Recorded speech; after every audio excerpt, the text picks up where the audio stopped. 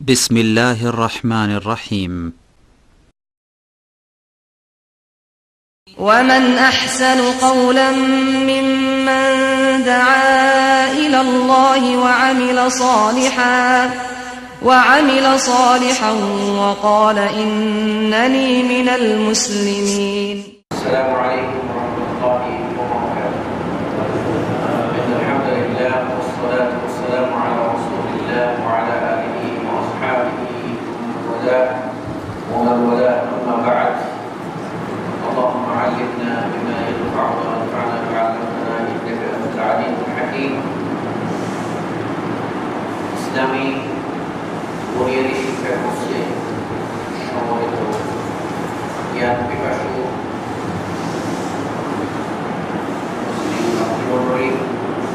সকলকে এই অনুষ্ঠানে আন্তরিক স্বাগত ও মুবারক জানাচ্ছি।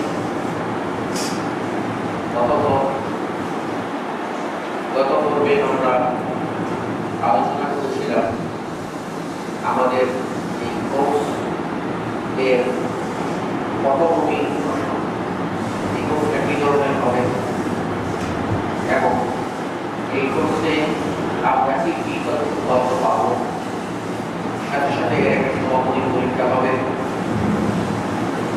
আর আমাদের এই কোর্সের মূল যে প্রতিপাদ্য বিষয় আকিদার একটা পরিচিতি এবং আকিদার বা আরকানুল ঈমানের মূল স্পর্শ কয়টি এবং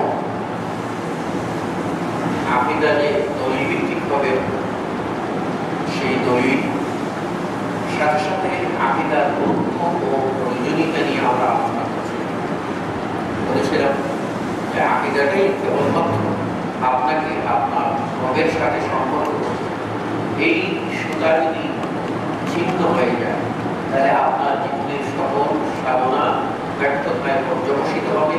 আপনি কোনো কিছুই আল্লাহর কাছে দাবিও করতে পারবেন না, পাবেন না, যেহেতু আপনার সম্পর্কই হয়েছে। আজকে আমি যে কথাটা সংক্ষেপে আপনাদের সামনে যেটা বলবো, আপনারা জানেন যে এই যে আকিদা, এটা আরবি শব্দ। আকিদা এর কিন্তু মূল শব্দ হচ্ছে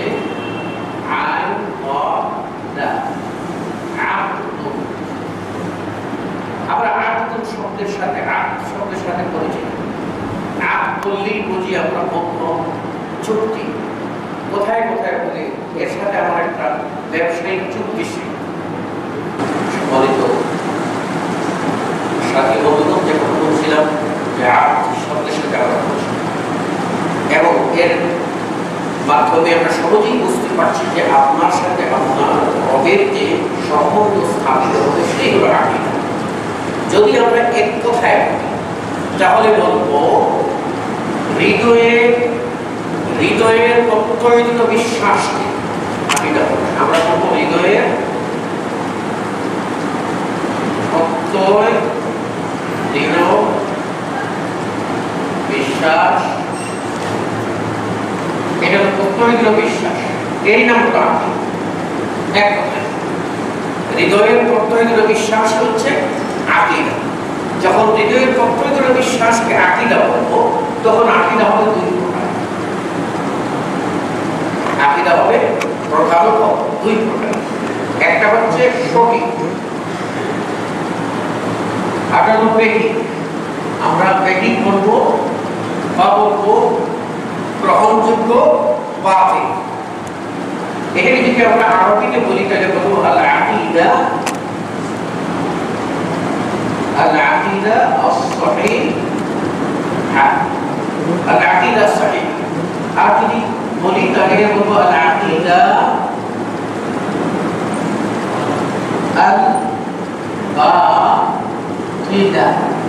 الباطلة। عقيدة صحيحة আর عقيدة باطلة। আপনি ধরেন যেহেতু হৃদয়ের প্রত্যয়িত বিশ্বাস, অন্তরের প্রগাঢ় বিশ্বাসের নাম হচ্ছে আকিদা। এখন কারো আকিদা সত্যের ভিত্তি করে হইতে পারে, যেমন একজন মুসলিম বিশ্বাস করে যে আল্লাহ সুবহানাহু ওয়া তাআলা একক ও অদ্বিতীয়, ওয়াহদাহু লা শারীকা লাহু। এই বিশ্বাসের পক্ষে দলিল আছে, তাই তার এই বিশ্বাসটাকে বলা হবে আল আকীদা আস-সাহিহা বা সঠিক আকীদা। উপরন্তু আমরা যদি দেখতে পাবো যেমন নাসারা খ্রিস্টান, তাদের আকীদা হচ্ছে তৃতীয়বাদে তারা বিশ্বাসী। তারা বলে যে আল্লাহ তিনজন। আল্লাহ কোরআনে বলেছেন লাকাদ কাফারা আল্লাযীনা ক্বালু ইন্নাল্লাহা সালিসু সালাসা। তারা কাফের হয়ে গেছে বা কুফরি করেছে যারা বলে আল্লাহ তিনজন। তাহলে এই বিশ্বাসও তো আকীদা, তাদের এই বিশ্বাসটাও আকীদা। কিন্তু এই আকীদাটা কি? এটা তাদের অন্তরের বিশ্বাস, কিন্তু এই বিশ্বাসের পক্ষে বলিষ্ঠ কোনো প্রমাণ নেই, দলিল নেই, বাতিল ও অবান্তর কথার উপরে ভিত্তিশীল বিদায় আমরা আমাদের কাকে বলবো বেটি বাতিল। আর আরবি পদ হিসেবে আমরা গ্রহণ করবো আল আকীদা আল বাতিলা। তাহলে আমরা পেলাম আকীদাকে প্রধানত দুই ভাগে, একটা হলো আল আকীদা আস-সাহিহা, আর একটা হলো তার বিপরীত আল আকীদা আল বাতিলা। বলেন দেখি আমরা কি পেয়েছি দুটি, আল আকীদা আস-সাহিহা আর আল আকীদা আল বাতিলা। আচ্ছা, যদি আপনাকে জিজ্ঞাসা করা হয় যে আল আকীদা আস-সাহিহা এর একটা ছোট্ট উদাহরণ দেন, আপনি কি বলবেন? যেমন আমরা বিশ্বাস করি আল্লাহ সুবহানাহু ওয়া তাআলা ওয়াহদাহু লা শারীকা লাহু অদ্বিতীয়, এর দলিল কোরআন হাদিস এর অর্থ। তাই আমরা বলবো যে এই আকীদাটা কি সঠিক, তার পক্ষে এটাই সংক্ষিপ্ত দলিল। পক্ষান্তরে যদি আপনাকে বলি যে আল আকীদা আল বাতিলা, বাতিল আকীদার একটা উদাহরণ দেন, আপনি কি বলবেন? খ্রিস্টানদের তৃতীয়বাদের বিশ্বাসটা কি বাতিল আকীদা, এটাও তো আকীদা, এটাও আকীদা। এবারে আমরা চলে যাব পরিভাষায় আকীদা কাকে বলে। এখানে আমাদেরকে খেয়াল করতে হবে যে আকীদা বলতে আমরা পারিভাষিকভাবে বলবো এমন কতিপয় প্রামাণ্য, প্রামাণ্য কেন? দলিল প্রমাণ সহকারে এমন কতিপয় প্রামাণ্য মৌলিক বিশ্বাস যার দ্বারা যার সাহায্যে মহান আল্লাহর সাথে তার সৃষ্টির সুগভীর সম্পর্ক স্থাপিত হয়, এটাই হলো আকীদা। এটাকে বলা হয় ইসলামী আকীদা। এটা হলো কি ইসলামী আকীদা। এখন প্রশ্ন হচ্ছে আমাদের যে এই যে আমরা আলোচনা করবো ইসলামী আকীদা নিয়ে, এখন ইসলামী আকীদায় আমরা নিয়ে আসবো আমাদের প্রশ্ন। যেহেতু আমরা বলেছি আকীদাকে দুই ভাগে ভাগ করেছি, আস-সাহিহা আল বাতিলা, একটা সহিহ আর একটা বাতিল। সুতরাং আমরা যে আকীদাকে বলবো ইসলামী আকীদা, তাহলে আমাদের প্রশ্ন ইসলামী আকীদার উৎস কি? ইসলামী আকীদার উৎস কি? ইসলামী আকীদার উৎস আমরা নিয়ে আসবো কোরআন ও সহিহ সুন্নাহ, কোরআন ও সহিহ সুন্নাহ। তাহলে আমরা এখানে পেলাম ইসলামী আকীদার উৎস হচ্ছে, আমরা বাহ্য তো দেখছি দুটা, একটা হচ্ছে কোরআন আর একটা হচ্ছে কি সুন্নাহ। তার সাথে আমরা কিন্তু সহিহ বিশেষণ লাগিয়েছি। কেন লাগিয়েছি? যে সুন্নাত নামে অনেক কথাই চালু থাকতে পারে, তাই যেটা সঠিক সেটাই আমরা গ্রহণ করব, কোরআন ও সহিহ সুন্নাহ। এখন প্রশ্ন হচ্ছে কোরআন ও সহিহ সুন্নাহ এটা মূল উৎস হচ্ছে আল্লাহর ওহী, মূল উৎস কি আল্লাহর ওহী। যদি আপনাকে বলা হয় যে এমন একটি কথা বলুন যার মাধ্যমে এক কথায় বোঝানো হবে যে আপনার সঠিক আকীদার উৎস একটি, সেটা আমরা তখন বলবো আল ওহী। তখন বলবো কি ওহী। এখন ওহীকে দুই ভাগে ভাগ করা হয়েছে, একটা হচ্ছে কোরআন আর একটা হলো সুন্নাহ হাদিস। সেই হিসাবে আমরা দুটো বলবো, কিন্তু এখানে একটি শর্ত আছে। কারণ কোরআন এমন একটি কিতাব, যেই কিতাবটা আমি যদি বলি একটা আয়না, চেহারাই আয়না আপনাকে বুঝাই দেবে, আবার যিনি দাঁড়ান আপনার বিপরীত তাকেও বুঝাই। কোরআন যদি আপনি আপনার আয়না দিয়ে কোরআনকে বিশ্লেষণ করেন, হাদিসকে বিশ্লেষণ করেন, তাহলে কখনো আপনি এক ও অভিন্ন মতের উপর গতিশীল থাকতে পারবেন না। আপনার চোখ যেমন, আপনার বিবেক যেমন, আপনার বুদ্ধি যেমন, তেমন আপনি ব্যাখ্যা করবেন। সেই কারণে রাসূল সাল্লাল্লাহু আলাইহি ওয়াসাল্লাম বলেছিলেন যে ইহুদিরা বিভক্ত হয়েছে কত দলে? ইহুদিরা বিভক্ত হয়েছে ৭১ দলে, আর খ্রিস্টানরা বিভক্ত হয়েছে ৭৩ দলে। আর আল্লাহ বলেছেন সাতাশতারিকু উম্মতি আলা ৭৩ ফিরকা, আর আমার এই উম্মত বিভক্ত হবে কত দলে? ৭৩ দলে। কুল্লুহুম ফিন্নার, সবাই জাহান্নামে যাবে ইল্লা ওয়াহিদা, একদল জান্নাতে যাবে। এই একটি দলের বৈশিষ্ট্য সম্পর্কে রাসূল বলতে কি বলেছেন? মা আনা আলাইহি আল-ইয়াওমা ওয়া আসহাবি, আজকাল এই দিনে আমি এবং আমার সাহাবারা যে পথের উপরে, যে দলিলের উপরে প্রতিষ্ঠিত, সেই পথ যারা মানবে তারাই হবে সেই একক দল যারা যাবে। তাহলে বুঝা গেল কোরআন এবং হাদিসকে যখন আপনি বুঝতে যাবেন তখন আপনার জন্য একটা বাইন্ডিংস থাকবে, সেটা হলো সালাফে সালেহীন। আপনি যদি কোরআনকে সালাফে সালেহীনের ব্যাখ্যায় বুঝেন তাহলে আপনি দ্বন্দ্বের মধ্যে থাকবেন। এখানে সালাফ অর্থ হলো যারা অতীত হয়ে গেছেন, পূর্বসূরি। এই পূর্বসূরি বলতে এখানে সাহাবায়ে কেরাম, তাবেঈনে ইমাম উদ্দেশ্য। সাহাবায়ে কেরাম, তাবেঈনে ইমাম উদ্দেশ্য কেন? রাসূল সাল্লাল্লাহু আলাইহি ওয়াসাল্লাম বলেছেন মা আনা আলাইহি আল-ইয়াওমা ওয়া আসহাবি, তিনি তার সাহাবীদেরকে যুক্ত করেছেন। তারপর অপর হাদিস তিনি বলেছেন খায়রুল কুরুনি কারনি সুম্মা আল্লাযীনা ইয়ালুনহুম সুম্মা আল্লাযীনা ইয়ালুনহুম। এটাও রাসূল সাল্লাল্লাহু আলাইহি ওয়াসাল্লাম সেখানে সাহাবী ও তাবেঈদের সকলে যুক্ত উল্লেখ করেছেন। তারা যেহেতু রাসূল সাল্লাল্লাহু আলাইহি ওয়াসাল্লাম থেকে সাহাবারা বুঝে নিয়েছেন, আর সাহাবাদের কাছ থেকে তাবেঈগণ বুঝে নিয়েছেন, তাদের বুঝটা হবে সত্যের কাছাকাছি নয় বরং সত্য, আর এর পরবর্তীতে মিশ্রণের সম্ভাবনা থাকে। তাই এই আকীদা সংক্রান্ত যত বিভক্তি হয়েছে, বিভক্তির অন্যতম কারণ হলো নিজেরা ওদিকে ব্যাখ্যা করা, সালাফ সাহেবের পথ বাদ দিয়ে।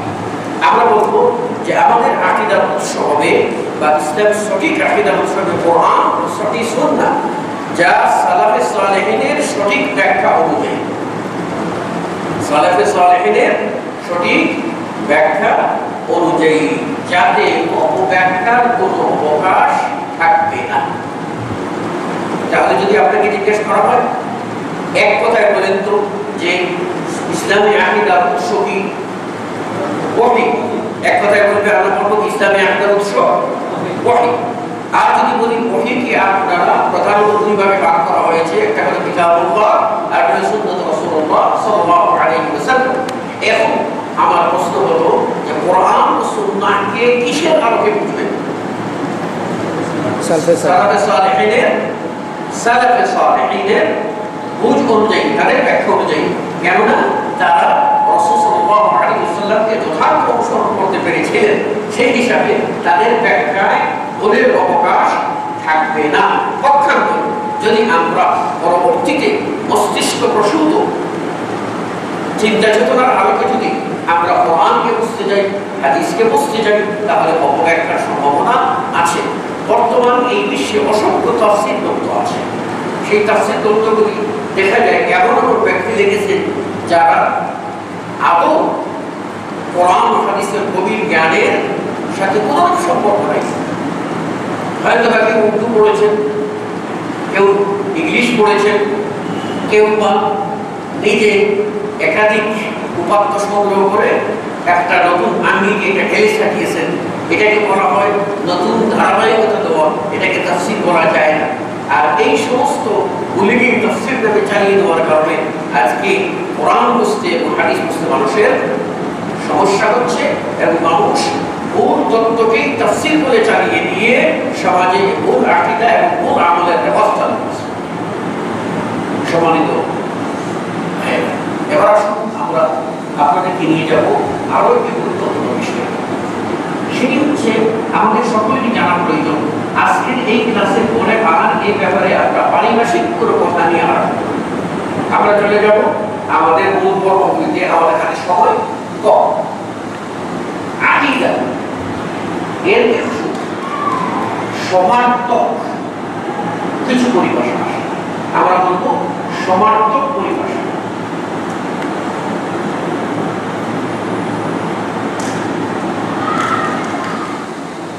সমার্থক পরিভাষা আমার সম্বন্ধে জানা দরকার, যে পরিভাষাগুলি আকীদাই বোঝাবে, সঠিক আকীদাই বোঝাবে। এই পরিভাষা সম্পর্কে একটু ধারণা না থাকলে আমরা একটা আরেকটার সাথে মিশিয়ে দিতে পারি, অথবা আমরা আকীদা বলতে শুধু আকীদাকেই ধরবো, শব্দটাকে ধরবো, আর যে পরিভাষাগুলি আকীদার কাছাকাছি বা আকীদার সমানত্ব ব্যাপক করে সেটা বলবো। সে কারণে আমরা বলবো সেই চলে যাচ্ছি। আমরা এক করে বলবো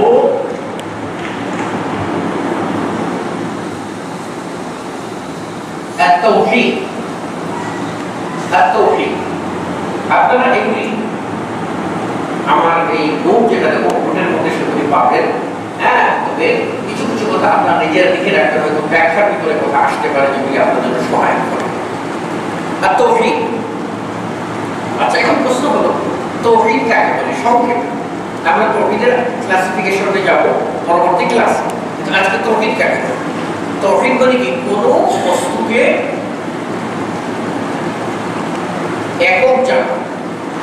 আর আমরা যদি বলি যে আমাদের ইসলামী আকীদায় তৌহিদ হলো আল্লাহ সুবহানাহু ওয়া তাআলাকে তার কর্ম বিষয়ক গুণে, তার জাত ও সিফাতে এবং ইবাদতে একক অদ্বিতীয় জানার নাম হলো তৌহিদ।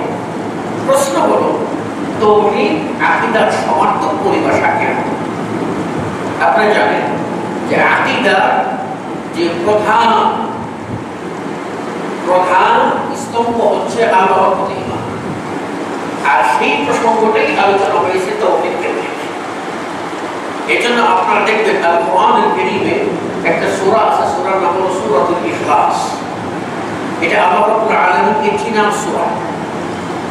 এই সূরাতুল ইখলাস কোরআনুল কারীমের প্রত্যেকটি সূরার নাম হয়েছে আপনার ওই পুরো ঘটনাকে কেন্দ্র করে, অথবা ওই সূরার একটি শব্দকে নিয়ে নামকরণ করা হয়েছে। সূরাতুল ইখলাসের নাম করা হয়েছে ভিন্ন, এর নাম সূরাতুল ইখলাস।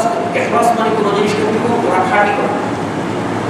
সূরাতুল ইখলাস, এই সূরাতুল ইখলাস এই জন্য বলা হয় যে এই সূরায় ডিরেক্ট ও স্বচ্ছ ভাবে কেবলমাত্র আল্লাহ সুবহানাহু ওয়া তাআলার পরিচয় তুলে ধরা হয়েছে, আর কোনো বিষয় এখানে সংমিশ্রণ করা হয়নি, তাই এটার নাম হলো সূরাতুল ইখলাস। আচ্ছা, আরেকটি কারণ হচ্ছে সূরাতুল ইখলাস কেন?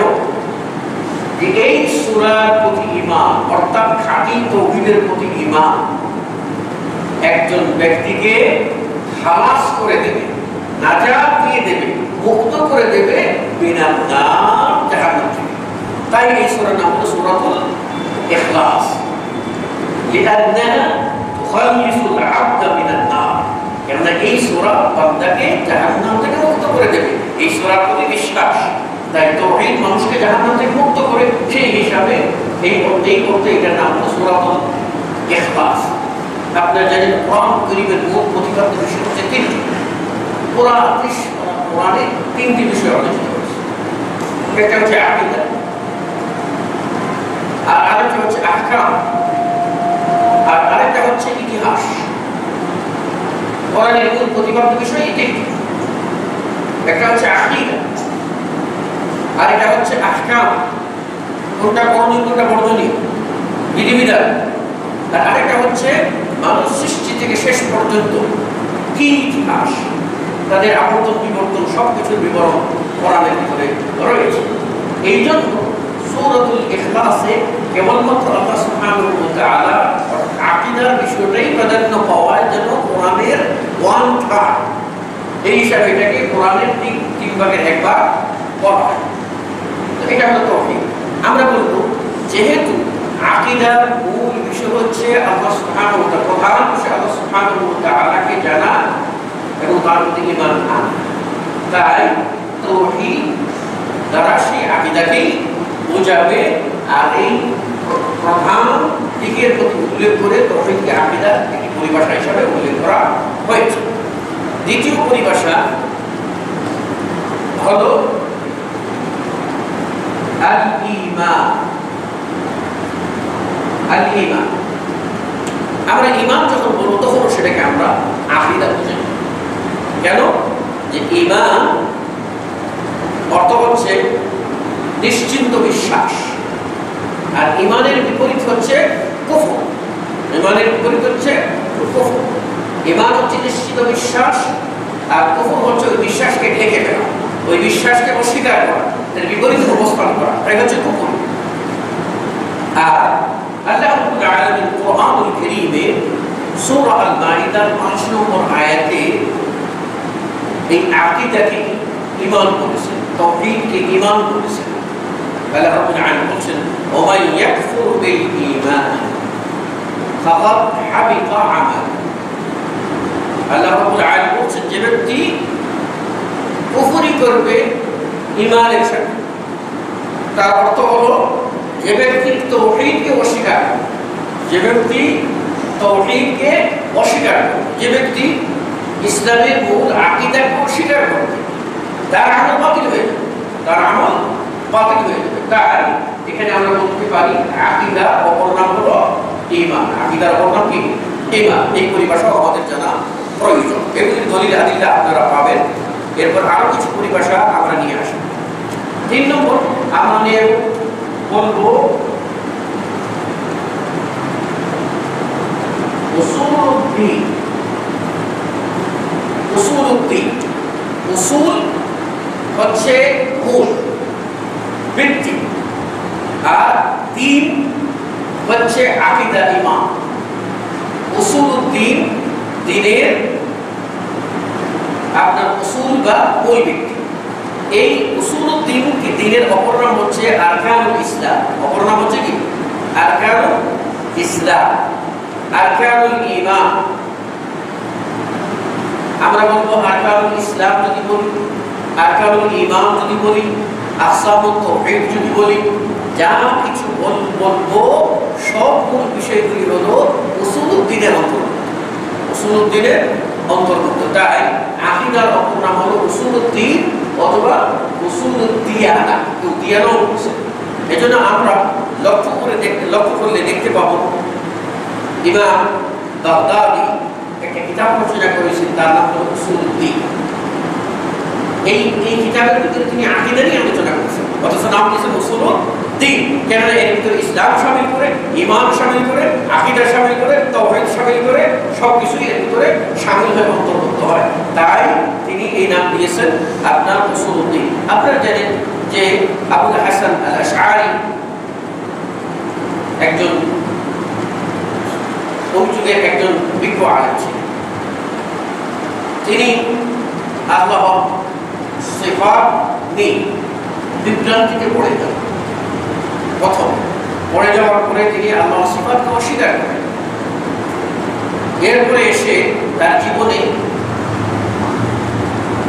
শেষের দিকে ভুল বুঝতে পেরেন, কারণ তারপর তিনি সঠিক আকীদার ব্যাখ্যা দিয়ে আরেকটি কিতাব রচনা করেন, যার মাধ্যমে তার পূর্বগৃহীত যে আশআরী মতবাদ, যে মতবাদ সেটাকে তিনি অস্বীকার করেছেন। যদিও এখন পর্যন্ত তার থেকে নিষ্পত্তি করে আশআরী মতবাদটা চালু আছে।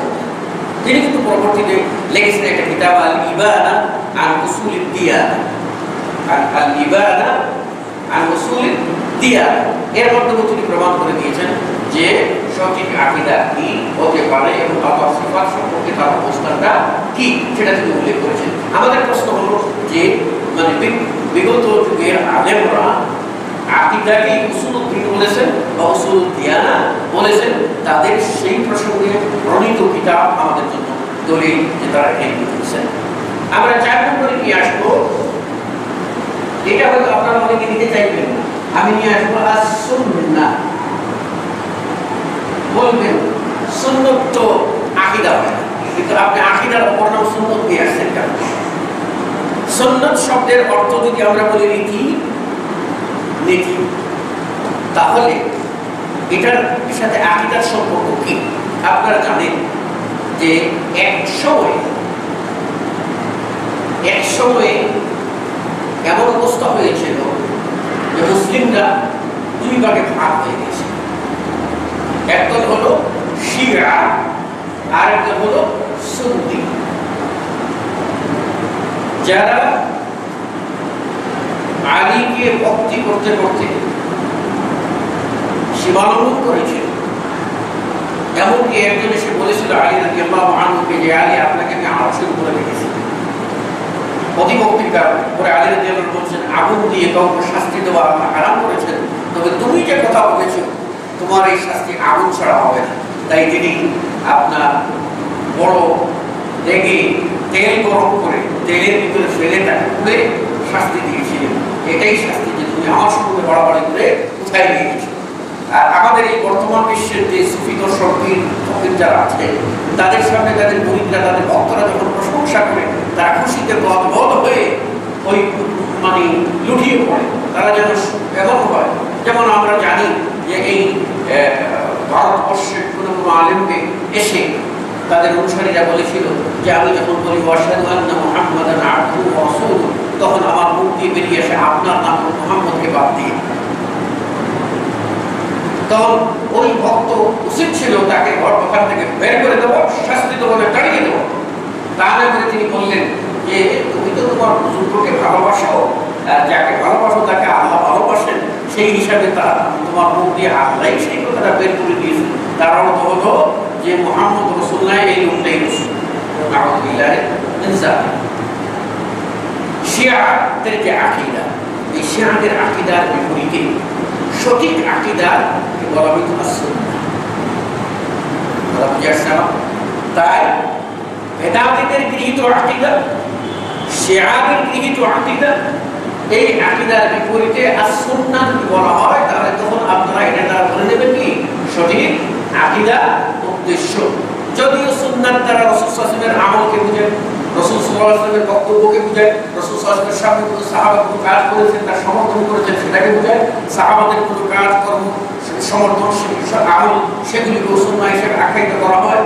আর ফিকহ শাস্ত্রের পরিভাষায় সুন্নাত বলা হয় ওই আমলকে যে আমল করলে নেকি, না করলে সে নেকি থেকে বঞ্চিত হবে, কিন্তু তাকে শাস্তির কোনো বিধান দেওয়া যাবে না। যেমন আমরা বিভিন্ন সুন্নত আমল বলে আমরা আমল করে থাকি, বিভিন্ন সলাতের সাথে কিছু সুন্নত সলাত আছে, বিভিন্ন আমল এভাবে সুন্নত হিসেবে আমরা জানি।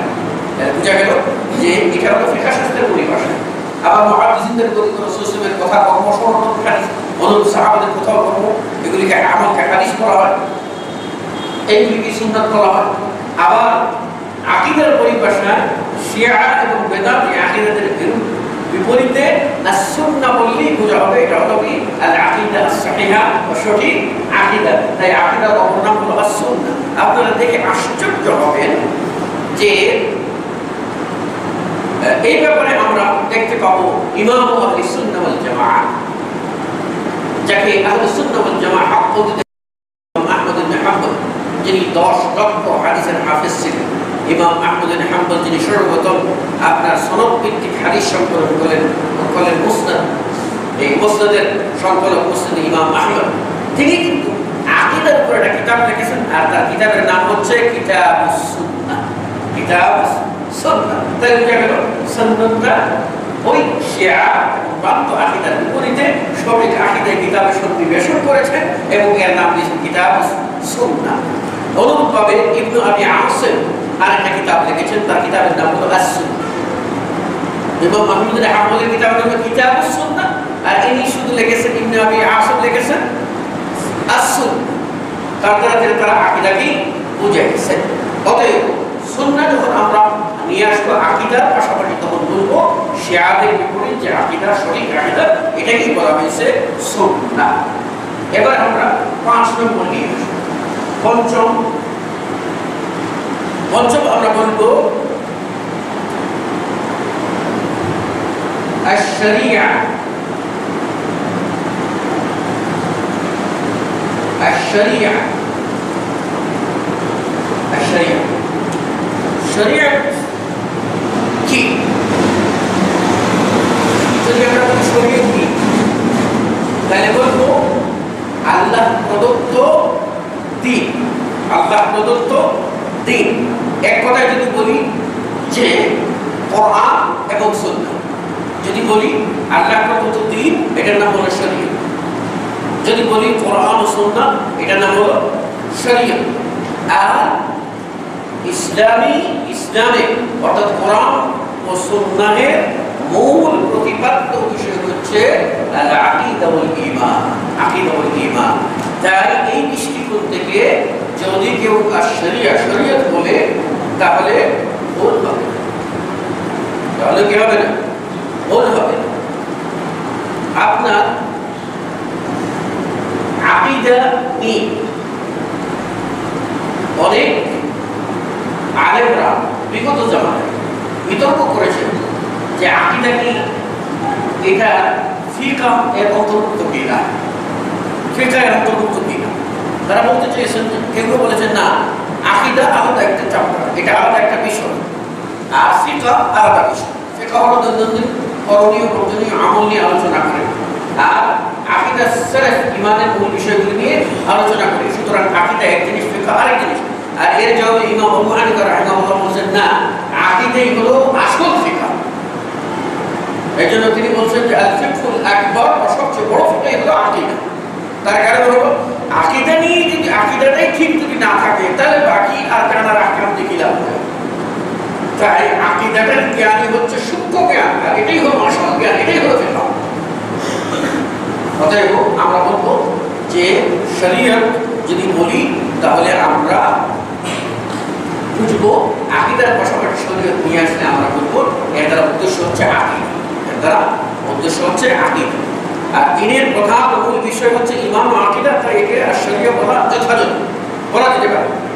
এর প্রসঙ্গে ইমাম আজুরি প্রণীত আশ-শরিয়া কিতাবখানা থেকে বুঝে যাবে, তিনি আশ-শরিয়া একটা কিতাব লিখেছেন, আর এই কিতাবের মধ্যে তিনি আকীদা নিয়ে আলোচনা করেছেন। যদি শরীয়ত দ্বারা শুধুমাত্র সালাত সিয়াম বোঝানো হইত, তাহলে এই আশ-শরিয়া কিতাবের ভিতরে ফিকহি মাসাইল আসতো, আকীদা আসতো না। অতএব আশ-শরিয়া আকীদার অপর পারিভাষিক নাম। আমরা 5টি নাম নিয়ে আসলাম, যার মাধ্যমে আমরা এই কথা প্রমাণ করলাম যে এগুলো আকীদার সাথে সমার্থক পরিভাষা। এখন আমরা নিয়ে আসবো যে কিছু পরিভাষা, যে পরিভাষাগুলিকে আকীদার সাথে আকীদার পরিভাষা বলে চালিয়ে দেওয়া হচ্ছে, অথচ সেগুলি আকীদার পরিভাষা নয়, অপ্রাসঙ্গিক। অপ্রাসঙ্গিক পরিভাষা আমরা নিয়ে আসবো, এমন কিছু পরিভাষা যেগুলিকে অপ্রাসঙ্গিক, অথচ আমাদের অজানার কারণে, অসাবধানতার কারণে সেগুলিকে আমরা আকীদা হিসেবে চালিয়ে দিতে পারি। তাই আজকের এই ক্লাসের মাধ্যমে আমরা এই পরিভাষা সম্পর্কে জেনে নেব যেগুলি আপনার অপ্রাসঙ্গিক, আকীদার সাথে তার কোনো রিলেশন নেই, সেগুলি আপনার কল্পনা প্রসূত। তাই সেই পরিভাষাগুলি সম্পর্কে আমরা আজকে আলোচনা করব। তার মধ্যে এক নম্বর নিয়ে আসবো ইলমুল কালাম। ইলমুল কালাম, ইলমুল কালাম এটি হচ্ছে মু'তাজিলা আশআইরাদের গৃহীত পরিভাষা। এজন্য আপনারা শুনবেন কালাম শাস্ত্র। এই কালাম শাস্ত্র আপনার এটি হচ্ছে মু'তাজিলা এবং আশআইরাদের তাদের প্রাপ্ত যে আকীদা, সেই আকীদার পরিভাষায় তারা, আমরা যে আগে আকীদা বলেছি তার সাথে আরো 5টি আপনার পরিভাষা নিয়ে আসি। এই পরিভাষায় তাদের যে আকীদা সেই সংজ্ঞায়ন তারা করে না, তারা নিয়ে আসে ইলমুল কালাম। ইলমুল কালাম এই সংজ্ঞা নিয়ে আসে। আসলে আপনার মুতাজিলা বলেন আর আশআরা বলেন, তাদের পরবর্তী হলো মাতুরিদিয়া। বর্তমান যেটা আপনার আমাদের দেশে চালু আছে, ভারতবর্ষে চালু আছে মাতুরিদিয়া। এগুলো সম্পর্কে আমরা পরবর্তী দিনে আসবো ইনশাআল্লাহ আলোচনা, এবং স্টেপ বাই স্টেপ তাদের জন্ম কখন হলো এবং তাদের মূল আকীদার বিষয়গুলি কি কি, এবং তাদের ওই নেতাগুলো কবে তার মৃত্যুবরণ করলো, এই সম্বন্ধে কি কি গ্রন্থগুলি আছে সবগুলি আপনাদের সামনে করার চেষ্টা করবো। আশা করি এই ক্লাসের মাধ্যমে আপনারা একটা সম্যক ধারণা পাবেন যে ধারণাটি আসলে অর্জন করতে হলে আপনার রীতিগত ইউনিভার্সিটিতে ক্লাস করতে হবে, অত্যন্ত কঠিন। আমি আপনাদেরকে সহজ করে উপস্থাপনের চেষ্টা করছি সহায়ক হিসাবে। আপনারা সর্ববিষ সচেতন শিক্ষিত সমাজ আপনাদেরকে এই নীতি যথেষ্ট করে আমি মনে করি। আপনারা জানেন যে মুতাজিলাদের আকীদা এবং আশআরীদের আকীদা, এই আকীদার যদি মূল ভিত্তি বুঝি তাহলে বলবো এরা ভারতবর্ষের হিন্দু আর আপনার ইউনান বা গ্রিক দর্শন, এই গ্রিক দর্শন থেকে তারা আপনার এই আকীদাটা নিয়ে এসেছে। সুতরাং ইলমুল কালামের মূল ভিত্তি হচ্ছে হিন্দু ও গ্রিক দর্শন। এটা কিন্তু সংক্ষেপে আমি বলে যাচ্ছি, ইলমুল কালামের ভিত্তি হিন্দু ও গ্রিক দর্শন। আর ইসলামী আকীদার মূল ভিত্তি হচ্ছে আল্লাহর ওহী। ইসলামী আকীদার মূল ভিত্তি হচ্ছে আল্লাহর ওহী। আমরা বলতে পারি যে ইলমুল কালামের মূল ভিত্তি কি? হিন্দু ও গ্রিক দর্শন। হিন্দুদের যে দর্শনটা এবং গ্রিক দর্শন, পৌরাণিক এবং গ্রিক দর্শন, এই দর্শনটাই হচ্ছে ইলমুল কালামের পুঁজি। সেখান থেকেই ধার করে যে আকীদা তৈরি করা হয়েছে, সেই আকীদা হলো ইলমুল কালাম বা কালাম শাস্ত্র। আপনারা পাবেন যে দার্শনিকদের খপ্পরে যেন পড়বেন না। ইলমুল কালাম মনে করে এর খপ্পরে যদি পড়ে যান তাহলে মানে 7 সমুদ্র পাড়িয়ে কোথাও কোনো কিনারা পাবেন না। এমন যুক্তি এবং এমন সব কথা দিয়ে সাজানো আছে যে কি বলে জাসরুফাল কাউলি গুরুরা, মানে মানুষকে ভ্রান্তকায় নিপতিত করার জন্য সাজিয়ে গুজিয়ে কারুকার্য খচিত কথা, যে কথার মার পিছে পড়ে মুক্তি বিবেক হারিয়ে যায়। এই জন্য ইলমুল কালাম থেকে সাবধান। এবার আমরা বলবো ইসলামী আকীদার ভিত্তি কি? আল্লাহর ওহী। ইসলামী আকীদার ভিত্তি কি? আল্লাহর ওহী। আর ইলমুল কালাম এদের আকীদার ভিত্তি কি? হিন্দু ও গ্রিক দর্শন। এবারে আমরা চলে যাব পরবর্তী আরেকটা নাম নিয়ে, 2 নম্বরে আমরা নাম নেব সহজ নামটা আপনারা জানেন,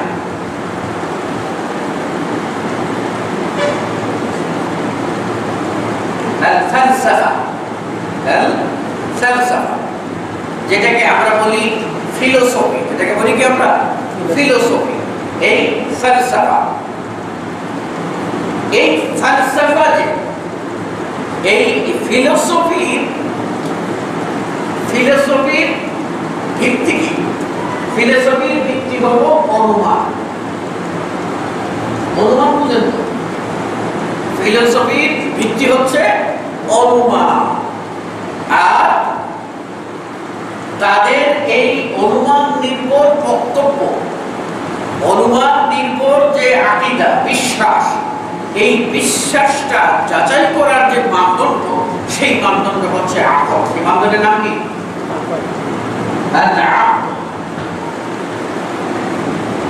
আকল। আকল মানে কি? জ্ঞান, বিবেক। এখন তারা অনুমান ভিত্তিক যে আপনার তরিকা সাজিয়েছে, অনুমান ভিত্তিক যে দর্শনটা নিয়ে আসছে, এই ফিলোসফি তারা যাচাই করে কিসের মাধ্যমে? আকলের মাধ্যমে। আর ইসলামী আকীদা যাচাই করার যে মানদণ্ড সেটা হলো নকল। সেটা হলো কি? নকল। আপনারা নকল বলতে বাংলা নকল বুঝবেন না। বাংলা নকল যদি বুঝেন তাহলে কি হয়ে যাবে? 7 নকলে আসল খাস্তা হয়ে যাবে, তাই না? এখানে আমরা বলবো 2টি পরিভাষা আপনাদেরকে একটু ভালো করে মনে রাখতে হবে। একটা হচ্ছে আল আকল আর আল নকল। আল আকল আমি লিখতেছি ভালো করে, আল আকল, আল আকল, আর তার বিপরীত কি? আর নাকল, আর নাকল। এই আল আকল হচ্ছে বিবেক বিবেক অনুমান নির্ভর যে সমস্ত তথ্য উপাত্ত তারা সাজাবে, সেই তাদের গৃহীত বা অনুসৃত যে নীতিমালা তারা আকীদা বানাবে। ফিলোসফিরা এই ফিলোসফি আকীদা যাচাই বাছাই করার মানদণ্ড হচ্ছে আকল। যদি আকল যেটাকে গ্রহণ করে, বিবেক যেটাকে গ্রহণ করে, সেটাকেই তারা কি বলে? সঠিক মনে করে। বিবেক যেটাকে গ্রহণ করে সেটাকেই তারা কি করে? সঠিক মনে করে। পক্ষান্তরে ইসলামী আকীদায় যাচাই করা মানদণ্ড হচ্ছে আন-নাকল। নাকলুন অর্থ হচ্ছে, নাকল এখানে অর্থ উদ্দেশ্য হলো কোরআন এবং হাদিস। কোরআন এবং হাদিস। নকল কেন বলা হয়েছে? এই কারণে বলা হয় যে আকল 10 জনের 10 রকম হবে। আকল 10 জনের 10 রকম হবে। আর আমরা আকল দিয়ে বিচার করি না, আমাদের বিচার করার মানদণ্ড স্থির করা আছে। বিচার করার মানদণ্ড স্থির করা আছে কোথায়? কোরআনে, কোথায়? সহিহ হাদিসে। আমরা সেখান থেকে শুধু নকল করি, সেখান থেকে আমরা কপি করি, কপি করে দিয়ে আমরা সহজ করে বুঝাই দিই যে এইগুলো আমাদের দলিল। আমরা ডান থেকেও আনি না, বাম থেকেও আনি না, হাওয়া পরাদের কোনো সুযোগ আমাদের কাছে নাই। এটা হলো আল্লাহ। কথা সহজে বুঝে আসছে কিনা? এটা কিন্তু পারিভাষিক সংজ্ঞা আছে। আমি আপনাদের পারিভাষিক সংজ্ঞায় যাই দিই। পারিভাষিক সংজ্ঞায় গেলে বিষয়টা হয়ে যাবে একটু একটু হার্ড হয়ে যাবে। সহজ করে বোঝালাম, আকল হলো বিবেক দিয়ে তারা মানে যাচাই বাছাই করে বিবেক গ্রাহ্য হইলে গ্রহণ করে, আর বিবেক গ্রাহ্য না হইলে তারা গ্রহণ করে না। কিন্তু আমাদের বিবেক গ্রহণ করুক আর না করুক, আমরা বুঝি আর না বুঝি, আমরা কিন্তু নকলের কাছে অর্থাৎ দলিলের কাছে সারেন্ডার। দলিল পাইলে আমরা মাথা পেতে মেনে নেই। এটা হলো ইসলামী আকীদা। এই জন্য ইসলামী আকীদা হলো দলিল, যাচাই করার মাধ্যম হলো দলিল, আর ফিলোসফিদের যাচাই করার মাধ্যম হলো কি? আকল বা বিবেক। এখন আমরা দেখতে পাই এই যুগে অনেক লোক এরকম আছে যারা আপনার এ ধরনের ওই গ্রিক দর্শনের খপ্পরে পড়ে, ইলমুল কালামের খপ্পরে পড়ে বা ফিলোসফির খপ্পরে পড়ে। তারা নিজেরা কিন্তু বিবেককে এগিয়ে দিয়েছে দলিলকে অগ্রাধিকার দেয় নাই। এই জন্য দেখবেন আপনারা এই বাংলায় অনুদিত বিভিন্ন গ্রন্থ আছে, তাফসীর গ্রন্থ আছে, সেখানেও আপনারা পাবেন যে বুখারীর মতো বিশুদ্ধ হাদিসের দলিল দ্বারা প্রমাণিত বক্তব্যকে যুক্তি দিয়ে উড়িয়ে দেওয়া হয়েছে।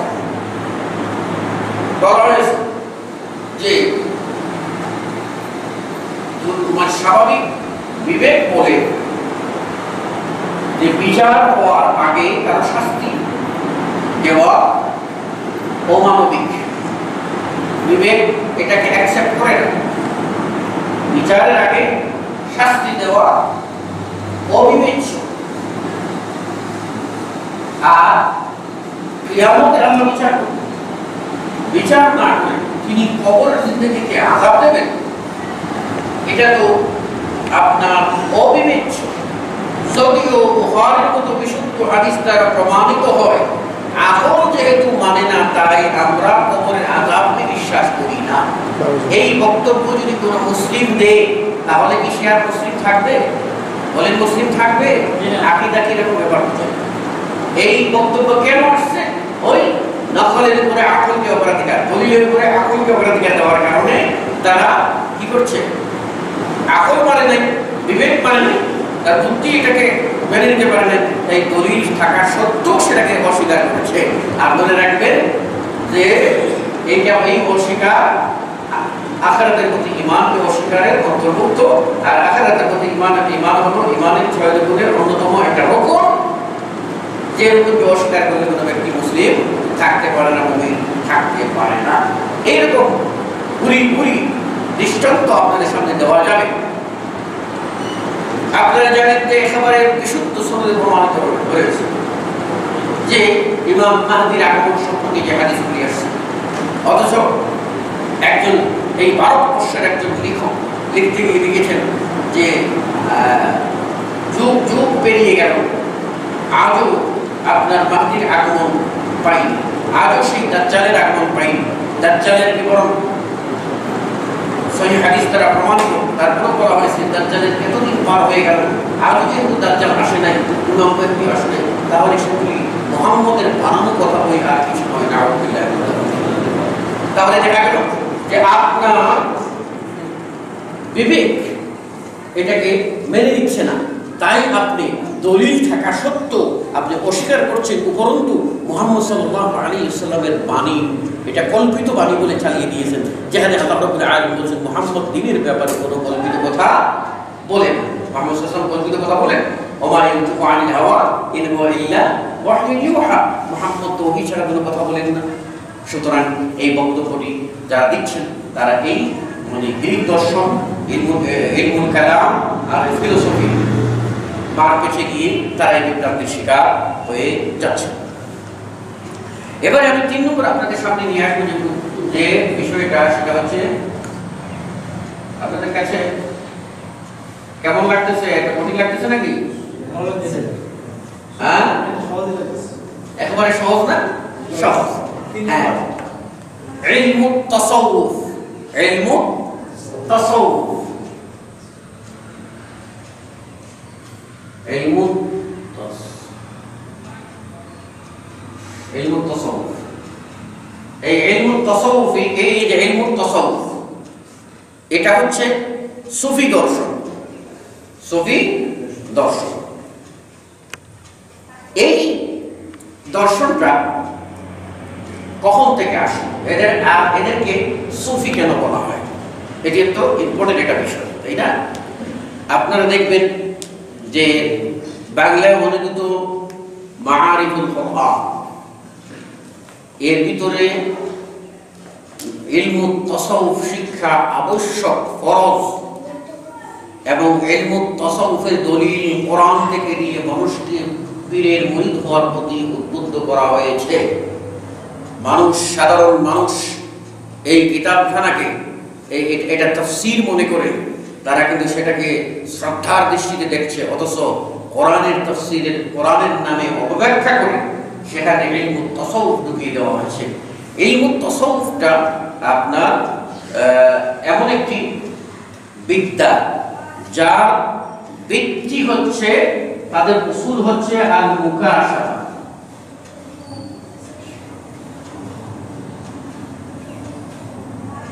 আল মুকাশাফা, আল মুকাশাফা, মুকাশাফা তার মুখ হলো আপনার অন্তর্দৃষ্টি। মুকাশাফা কি? অন্তর্দৃষ্টি। তার বলে থাকেন যে মানুষ যখন, মানুষের ভিতরে এক শ্রেণীর মানুষ তারা আল্লাহর ইবাদত করতে করতে গিয়ে তারা এমন একটি স্তরে গিয়ে পৌঁছে যান যখন তারা স্বয়ং আল্লাহ হয়ে যান। তাদের চোখগুলি মানে সরাসরি আল্লাহর চোখ হয়ে যায়। এই জন্য সুফি দর্শন বলছে, সুফি দর্শনের কথাগুলি আপনারা পাবেন। আমার একটা বই আছে অনুবাদ করা, কোরআন সুন্নাহর মাপদণ্ডে সুফিবাদ। এই বইটা যদি আপনারা পড়েন তাহলে তার মধ্যে জানতে পারবেন সুফিদের এই বক্তব্যগুলি। এক সুফি, এক সুফিকে একজন লোক জিজ্ঞেস করছে যে তুমি কি আল্লাহকে দেখেছো? তখন সে বলছে যে আল্লাহকে দেখবো কেন, তুমি কি ওই সুফি গুরু অমুককে দেখো না? তখন সে বলছে যে শোনো, এই লোকটাকে একবার দেখা 100 বার আল্লাহকে দেখার চেয়েও ভালো। যদিও আল্লাহকে দুনিয়ার চোখে কেউ দেখতে পারবে না। আল্লাহ বলেছেন লা তুদরিকুল আবসার ওয়া ইউদরিকুল আবসার ওয়া লাতীফুল খাবীর। আল্লাহকে দুনিয়ার চোখে দেখতে পারবে না, অথচ তারা বলতেছে এই কথা। বলার পরে বলছে না, ওই আল্লাহর চেয়েও বেশি গুরুত্বপূর্ণ হচ্ছে কে? তাদের সুফি গুরু। এরকম আরো অবান্তর কথা আছে, সেগুলি আমি এখানে বলবো না। ওই কিতাবটা পড়লে আপনারা সেখানে পাবেন। তাদের যে মুকাশাফা থিওরিটা, এটা হচ্ছে আপনার অন্তর্দৃষ্টি, যেটাকে বলা হয়। আপনার আমরা একটা হাদিস সহিহ না গায়রে সহিহ মানা যাবে কি যাবে না, এটা যাচাই বাছাই করার জন্য আমাদের উসুল আছে, নীতি আছে। আমরা এই বর্ণনাকারীকে দেখব, প্রত্যেক বর্ণনাকারী জীবনী আমরা যাচাই বাছাই করব। তারপর সেখানে নিয়ে আমরা এই শব্দগুলি দেখব, কোরআনের বিপরীত শব্দ পড়ছে কিনা। সব মিলে একটা হাদিসকে সহিহ গ্রহণ করা যাবে কি যাবে না, এটা যাচাই করুন, এটা আমাদের নেই। কিন্তু এই তাসাউফ বা সুফি দর্শনের কাছে একটা হাদিস গ্রহণযোগ্য হওয়া না হওয়ার বিচারের মানদণ্ড হচ্ছে তাদের অন্তর্দৃষ্টি। আপনি বুখারীর হাদিস বলেন আর সহিহ মুসলিমের হাদিস বলেন আর যাই বলেন না কেন, তাদের কাছে আপনার এই হাদিসটা গ্রহণ করা না করার মানদণ্ড হচ্ছে অন্তর্দৃষ্টি। তারা বলে থাকেন যে তারা স্বয়ং স্বপ্নে রাসূল সাল্লাল্লাহু আলাইহি ওয়াসাল্লামকে জিজ্ঞাসা করে নেন। তাদের বক্তব্য হলো তাদের অন্তর্দৃষ্টি দিয়ে তারা রাসূলের সাথে সাক্ষাৎ করেন এবং জিজ্ঞাসা করেন যে এটা আপনি বলেছেন কি না। এইভাবে রাসূল থেকে জিজ্ঞাসা করে জেনে নিয়ে তারা কি করেন, আপনার হাদিসটা গ্রহণ করা যাবে কি যাবে না এই ফয়সালা দান করেন। কত বড় অবান্তর কথা, কত বড় অসংলগ্ন কথা। এটা হচ্ছে ইলমুত তাসাউফের বক্তব্য। আর তাদের এই বক্তব্যটা হচ্ছে যে ইলমুত তাসাউফ এটা দলিলের উপরে পাওয়া যাবে না, এজন্য তারা অন্তর্দৃষ্টি। আর অন্তর্দৃষ্টি লাভের জন্য তারা কি করতে হবে, আত্মার সাথে আত্মার মিলনের মধ্য দিয়ে পরমাত্মার সন্ধান লাভ করা। এই দর্শনটা হচ্ছে আপনার পীরদের দর্শন। আত্মার সাথে আত্মার মিলনের মাধ্যমে পরমাত্মার সন্ধান লাভ করা যায়। সেই আত্মার সাথে আত্মা না মিলে পরমাত্মার সন্ধান লাভ করা যায় না। কাজে আপনি যদি আল্লাহকে পেতে চান তাহলে আপনি একজন গুরুকে ধরবেন, আর গুরুর আত্মার সাথে যদি আপনি মিশে যেতে পারেন, গুরু যা বলবে তাই যদি বলেন, হালালকে হারাম, হারামকে হালাল, বৈধকে অবৈধ যা কিছু কয় সবটাই যদি আপনি মেনে নেন, তাহলে আত্মার সাথে আপনার গুরুর আত্মার সাথে মিশে গেলেন। আর গুরুর আত্মার সাথে মিললেই গুরুর আত্মা দিয়ে আপনি আসল গুরু আল্লাহর আত্মাকে দেখতে পাবেন, তাই আত্মার সাথে মিশে যাবেন। সুতরাং এই হলো ইলমুত তাসাউফের বক্তব্য। আর যার ফলশ্রুতিতে বাংলাদেশের নয় ভারতবর্ষের আপনার আলেম ওলামারা, অধিকাংশ আলেম ওলামারা আপনার এই ইলমুত তাসাউফের দোহাই দিয়ে, সুফিবাদের দোহাই দিয়ে তারা নিজেরা মুরিদ বানাচ্ছেন এবং অবৈধ কাজ করছেন। শুনে রাখেন,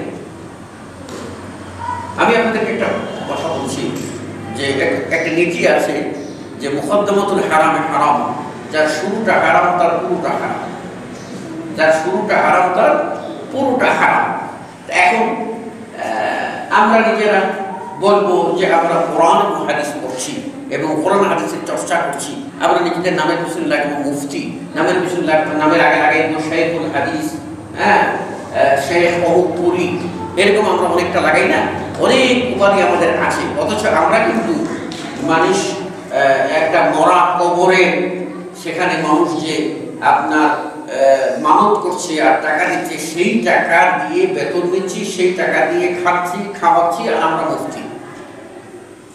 মানে শিরকের আড্ডায় বসে হারাম টাকা দিয়ে আমরা নিজেরা মাদ্রাসা চালাচ্ছি, আর এর মাধ্যমে আমরা আলেম তৈরি করতেছি, অর্থাৎ এর মাধ্যমে আমরা সকলেই এই তাসাউফের গোলাম বানাচ্ছি, আর প্রত্যেকটাই হচ্ছে আপনার ওই পীরবাদী। সুতরাং হারামের থেকে কোনোদিন আরামের আশা করা যায় না, না হক থেকে কোনোদিন হকের আশা করা যায় না।